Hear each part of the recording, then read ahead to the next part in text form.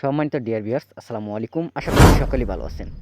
দেশ ও প্রবাস থেকে যারা আজকে আমাদের নতুন বছরের ইনব্রিডিং মুক্ত অরিজিনাল হাইব্রিড থাই পুঁটি অথবা সর পুঁটি মাছের ভিডিওটুকু দেখতে পারছেন, তাদের সকলের প্রতি আন্তরিক শুভেচ্ছা ও প্রীতি জানিয়ে শুরু করছি আজকের নতুন ভিডিওতে স্ক্রিনে যে মাছের পোনাগুলিকে লক্ষ্য করছেন, এগুলো হচ্ছে নতুন বছরের একদম অরিজিনাল বড় সাইজের বুট থেকে সংগ্রহ করা থাই পুঁটি অথবা সর পুঁটি মাছের পোনা।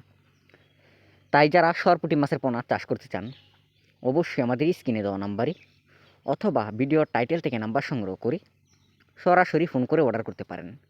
এবং এই মাছগুলি আমরা সারা বাংলাদেশের যে কোনো জেলায় জীবিত হোম ডেলিভারি করে থাকি। তাই যারা চাষ করতে চান, অবশ্যই আমাদের স্ক্রিনে দেওয়া নাম্বারে অথবা ভিডিওর টাইটেল থেকে নাম্বার সংগ্রহ করে সরাসরি ফোন করে অর্ডার করতে পারেন।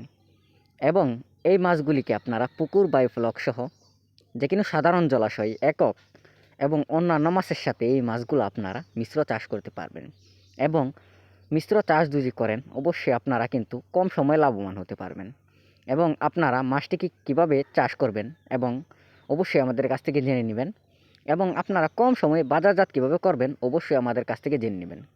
এবং এই মাছটিকে আপনারা পুকুরে ছাড়ার আগে অবশ্যই আপনার পুকুরটিকে ভালোভাবে প্রস্তুত করে নেবেন। পুকুর প্রস্তুত কাজ অবশ্যই টাইটেলে দেওয়া থাকবে, আমি সামান্য বলে দিই।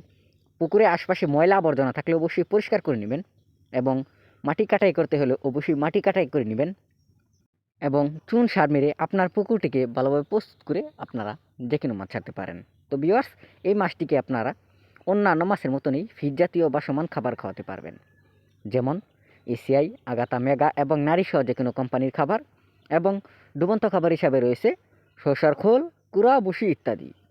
তো ভিউয়ার্স, আজকের মতো ভিডিও এই পর্যন্তই। দেখা হবে পরবর্তী কোনো ভিডিওতে। ভিডিওটি ভালো লাগলে অবশ্যই লাইক, কমেন্ট, শেয়ার করতে পারেন।